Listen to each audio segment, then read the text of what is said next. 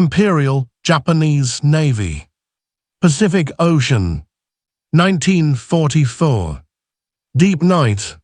For a long time, the night had favored the bold. In naval warfare, darkness once meant freedom. Freedom to move without being seen. Freedom to close the gap. Freedom to strike before the enemy even knew you were there. Japanese commanders believed in this completely. Their doctrine was built around it. Crews drilled relentlessly, maneuvering, signaling, attacking, all without light. At night, skill and discipline were meant to matter more than machines. That belief was still guiding them. As darkness settled over the Pacific, the Japanese fleet moved forward with quiet confidence. Ships kept formation without lights. Engines were throttled back to reduce noise and wake. Lookouts peered into the black water, knowing they wouldn't see the enemy until it truly counted. That was the plan. Close in. Force a visual fight. Win at ranges where training and nerve decided everything. What they didn't realize was that the battle had already started.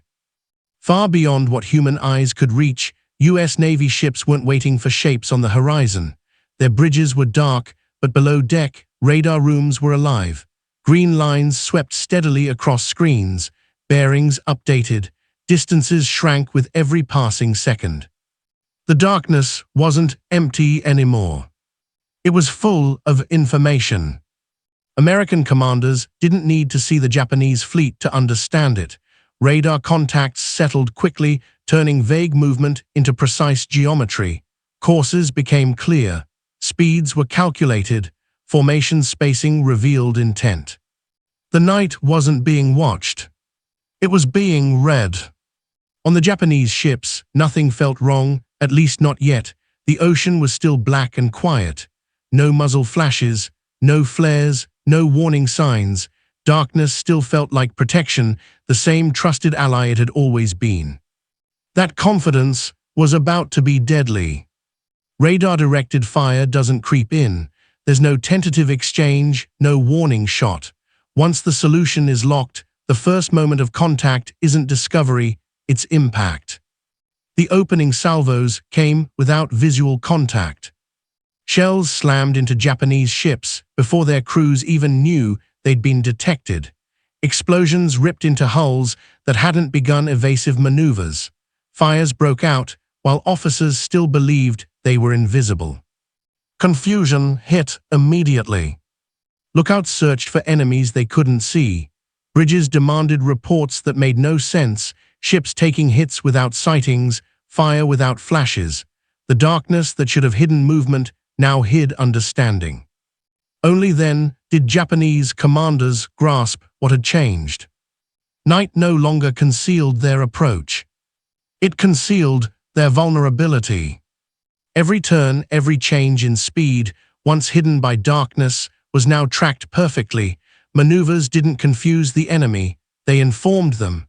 The more the fleet tried to use the night, the more the night worked against them.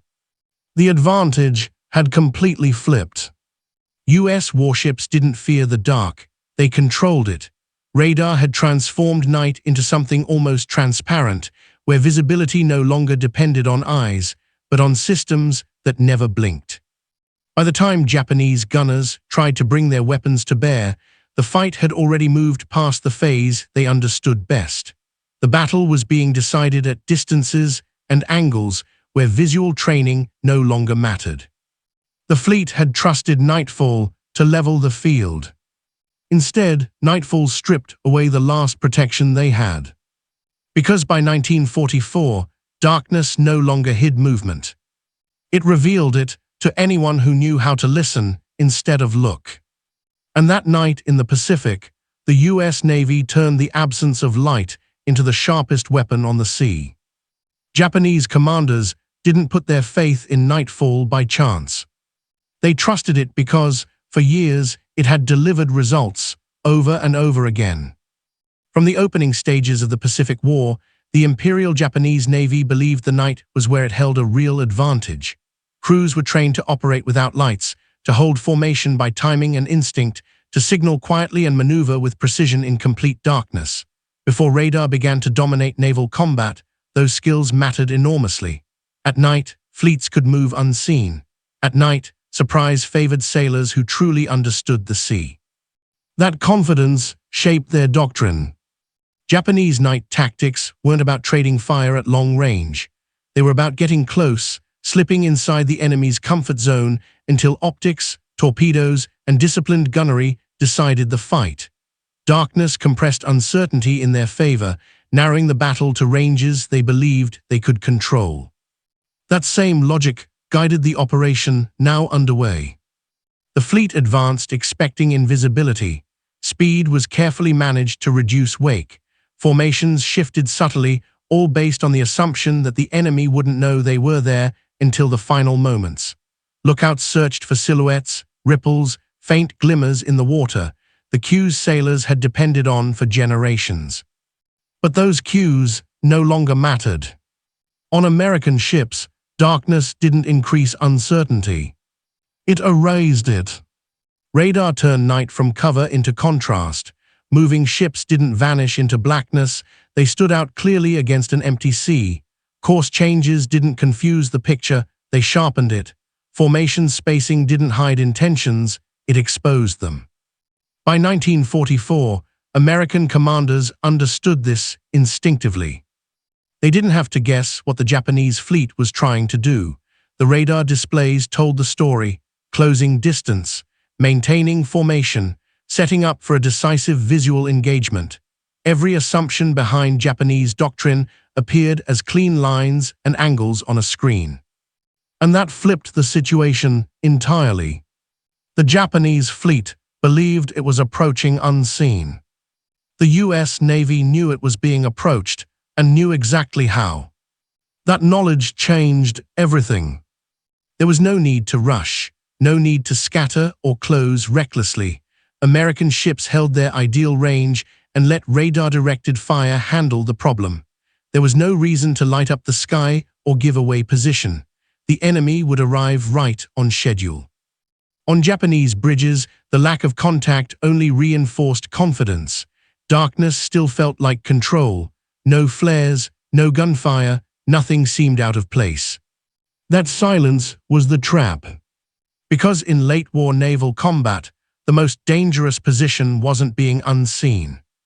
It was being seen without knowing it.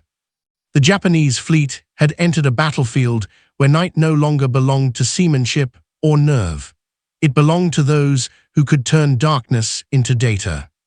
And by trusting Nightfall the way they always had, Japanese commanders unknowingly gave up the initiative before a single shot was fired. The balance had already shifted, quietly, decisively, long before anyone on their decks realized the darkness had changed sides. The first shells did not announce themselves with light. They arrived with force. Japanese crews felt impacts before they saw anything to return fire at. Steel rang, decks shuddered, fires ignited in places that moments earlier had been calm and dark. Officers demanded bearings, where is the enemy, and received answers that conflicted or made no sense. There were no silhouettes. No muzzle flashes on the horizon. Radar-directed fire had erased the warning phase. American guns were not feeling for range. They were executing solutions already refined. Salvos landed tight, corrected instantly, and shifted targets without hesitation. This changed everything about response. Japanese doctrine assumed that once contact occurred, visual cues would guide action. Spotters would identify flashes, gunners would adjust, maneuver would disrupt enemy aim. At night, those steps had always existed, even if compressed. Here they were missing. Maneuver orders went out anyway. Ships turned to unmask batteries, to present narrower profiles, to close the distance. Those turns were tracked perfectly. Each change improved the American solution. Fire followed motion with mechanical patience. Darkness, once protection, now hid the reason damage was happening. Crews could not tell whether they were being bracketed or directly hit. They could not see fall of shot to correct their own fire. Smoke swallowed the little light that existed, further isolating ships inside their own crises. American commanders felt none of this confusion. From their plotting rooms, the picture was clean. Targets appeared, separated, and degraded. When one ship slowed, fire shifted to the next that still maneuvered. The battle unfolded as a sequence of confirmations rather than guesses. This asymmetry was decisive. Japanese ships were reacting to impacts. American ships were acting on information. The opening minutes decided the rest. Once damage accumulated across multiple hulls, coordination collapsed. Orders arrived late. Signals conflicted. The fleet's attempt to force visual combat never materialized because the distance closed only under fire. By the time Japanese gunners glimpsed shapes, brief shadows against burning water, the engagement had already passed its critical point. They were not late to the fight. They had arrived in a battle that had already moved on. The urge to maneuver was impossible to ignore. Japanese captains ordered course changes and bursts of speed because that was what had always worked at night. Movement created confusion. Confusion created opportunity. Holding a steady course under fire felt less like discipline and more like surrender. This time, movement worked against them. Radar didn't see maneuver as chaos, it saw it as information. Every turn revealed intent. Every change in speed sharpened the prediction. American fire didn't grow less accurate as the ships maneuvered. It grew more precise. Salvos tightened as patterns became clear, and the ships following doctrine most cleanly often drew the heaviest punishment. This was the reversal no one had prepared for. The fleet tried to close the distance, hopping to force a visual fight. Instead, they moved straight into carefully optimized fire. They couldn't blind the enemy because the enemy wasn't using eyes. They couldn't break contact because tracking didn't depend on flashes or sound. By the time commanders recognized what was happening, it was already too late. Orders shifted toward decentralization, letting individual ships fight on their own. But in a radar-driven battle space, independence didn't mean freedom. It meant isolation. Ships that broke formation lost overlapping support and were picked off one by one. The night offered no way to recover coordination. Smoke swallowed signals, fires distorted bearings. Even when Japanese guns answered back, they lacked reliable spotting. Shells vanished into darkness with little effect. This wasn't a balanced exchange, it was a process unfolding methodically. American ships didn't rush. They held their distance, adjusted their fire, and let the darkness do the work. The fleet that had trusted night to level the field discovered that night now widened the gap. The harder the Japanese tried to use the dark, the more it turned against them. By the time that reality became undeniable, the damage was too widespread to fix. The chance to adapt had closed before anyone fully realized it was needed. Night hadn't betrayed them. It had simply changed. The moment coordination failed did not come with a single order or explosion. It arrived quietly through overlap. Multiple Japanese ships reported damage at the same time. Fires started in different sections of the formation. Steering issues, power loss, and casualties were reported simultaneously, not sequentially. Command channels filled with urgent messages that could not be prioritized because none of them were secondary. This was new. Japanese naval doctrine assumed staggered damage. One ship hit, another maneuvering, a third covering fire. That rhythm allowed command to guide response. Radar-directed fire destroyed that rhythm by delivering consequences everywhere at once. There was no center anymore. Ships began acting on local reality. Captains responded to smoke and flame rather than orders. Gunners fired at flashes that vanished as soon as they appeared. Signal lamps blinked through smoke that swallowed light before it could be answered. The fleet was still present, but it was no longer unified. Radar exploited this fragmentation ruthlessly. American fire shifted automatically toward ships that still maneuvered effectively. Vessels that slowed were ignored temporarily. Those still trying to close distance were punished immediately. the engagement sorted itself without instruction. Japanese crews fought hard. Damage control parties contained fires under impossible conditions. Gun crews stayed at stations even when they could not see targets. Discipline did not collapse, but relevance did. Effort no longer translated into influence. The night amplified the problem. Smoke erased reference points. Burning ships illuminated friendly hulls more than enemy ones. Maneuvers intended to regain order only created new collisions of intent, pulling ships into each other's danger zones. This was the point of no recovery. Not because the fleet lacked courage, but because coordination, once broken under radar fire, could not be restored in darkness. The fight stopped being about tactics and became about survival ship by ship. By the time commanders understood that the fleet was no longer acting as a fleet, the battle's outcome had already narrowed beyond reversal. On American ships, the experience felt entirely different. There was no confusion, no sudden flood of conflicting reports. Radar operators tracked clean lines. Fire control teams adjusted solutions methodically. Captains issued few orders because few were needed. The night did not feel chaotic. It felt orderly. Radar replaced uncertainty with continuity.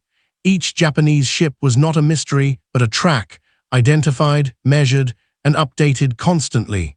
When one target degraded, attention shifted smoothly to the next that still mattered. There was no rush to finish. American commanders understood that pressure was cumulative. Holding range was safer than closing it. Letting radar do the work reduced risk. Darkness hid American intent while exposing Japanese movement. This asymmetry shaped everything. American ships did not need to maneuver dramatically. Small corrections were enough. Japanese movements, by contrast, appeared bold and obvious on the radar screen, even when they felt subtle on deck. The advantage was not just technology. It was trust in that technology. Crews believed the radar picture. They did not wait for visual confirmation. They did not question whether the enemy was really there. That confidence allowed them to act decisively without overreacting. The result was calm control. While Japanese commanders searched the darkness for meaning, American commanders read it. The battle unfolded as a sequence of confirmations rather than surprises. This difference in experience explains the outcome more than any single salvo.